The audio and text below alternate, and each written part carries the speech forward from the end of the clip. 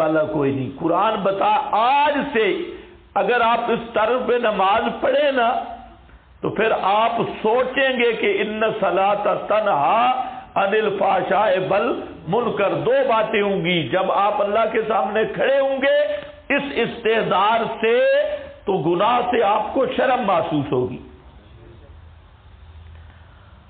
تو نماز کی یہی اصلاح ہے. یہ اصلاح نہیں نماز کی جی فلانا بزرگ نماز پڑھ رہا اس کو تیر لگ گیا تیر پھنس گیا اس نے کہا جب میں نماز شروع کروں نا تو تیر نکال لو. جب وہ نماز سجدے میں گیا انہوں نے تیر نکال لیا. بعد میں اس نے پوچھا تم نے تو کچھ نہیں کیا. انہوں نے کہا نہیں ہم نے تو تیر نکال لیا. تو میں پوچھتا ہوں یہ نماز ہے یا آپریشن تھیٹر ہے؟ قرآن تو کہتے ہیں لا تقربوا الصلاۃ وانتم سکارا. ہوش نہ ہو تو نماز کے قریب نہ جانا. اور بزرگ نماز ایسے پڑھتے تھے ان کو ہوش ہی کوئی نہیں ہوتا تھا. اللہ نے تو منع فرمایا لا تقربوا الصلاۃ وانتم سکارا. پھر نبی کی نماز کامل ہے یا ان بزرگوں کی؟ فلانے کا گھر جل گیا چھت جل گئی نیچے نفلیں پڑھ رہا تھا اوپر آگ لگی تھی ادھر آگ اس کو پتہ ہی نہیں چلا. یہ کس جہان میں تھا پتہ ہی نہیں چلا. یہ پتہ نہیں کون سا مذہب ہے اور کون سا دین ہے. نبی کریم صلی اللہ علیہ وسلم خود فرماتے ہیں بخاری مسلم کی حدیث ہے کہ میں جب نماز شروع کرتا ہوں تو میرا دل کرتا ہے کہ رات کو لمبا کروں لیکن چھوٹے بچوں کے رونے کی آواز آتی ہے تو میں اس وجہ سے نماز مختصر کرتا ہوں کہ اس کی ماں فطرے میں نہ پڑ جائے. تو نبی پاک صلی اللہ علیہ وسلم تو نماز میں بچوں کی آواز بھی سن رہے ہیں اور یہ ادھر انہوں نے آپریشن تھیٹر بنایا ہوا ہے پتہ ہی کسی چیز کا کوئی نہیں. اور اس طرح کی اور بھی بہت ساری حدیث ہیں. ابو بکر صدیق صحابہ سب نماز پڑھ رہے تھے رضوان اللہ تعالی علیہم اجمعین. نبی کریم صلی اللہ علیہ وسلم حجرہ سے باہر آئے. سب صحابہ کو پتہ چل گیا کہ آپ باہر تشریف لے آئے. نماز کے اندر پتہ چلا حتیٰ کہ صدیق اکبر پیچھے ہٹنے لگے. آپ نے فرمایا مکانک. یہ مکانک بھی آپ نے سن لیا. تم نے آپریشن تھیٹر کہاں بنا رکھا ہے؟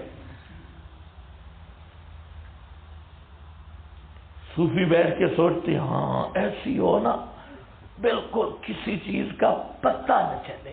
حضرت عائشہ فرماتی ہے نبی کریم علیہ السلام تہجد پڑھتے گھروں میں روشنی نہیں تھی اور حجرہ تنگ تھا تو میں سامنے لیٹی ہوتی جیسے جنازہ.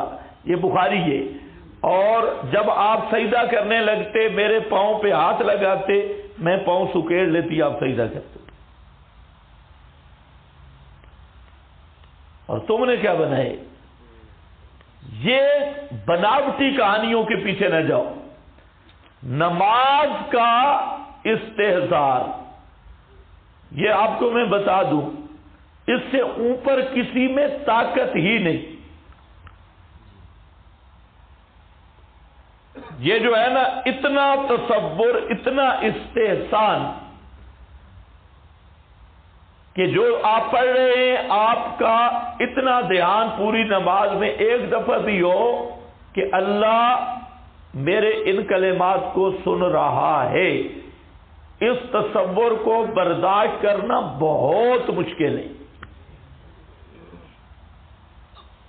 باتیں کرنی آسان ہے بہت مشکل ہے. ہم نے تھوڑا سا تجربہ کیا اور تجربہ بہت مہنگا پڑا.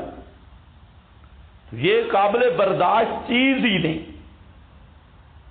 یہ جو کرے تو اس کو پتا. تو خواہ صوفیوں نے کیا کیا بنایا ہوا ہے. یہ چیزیں قابل برداشت ہی نہیں. پوری نماز میں تو اس کا تصور نہیں ہو سکتا.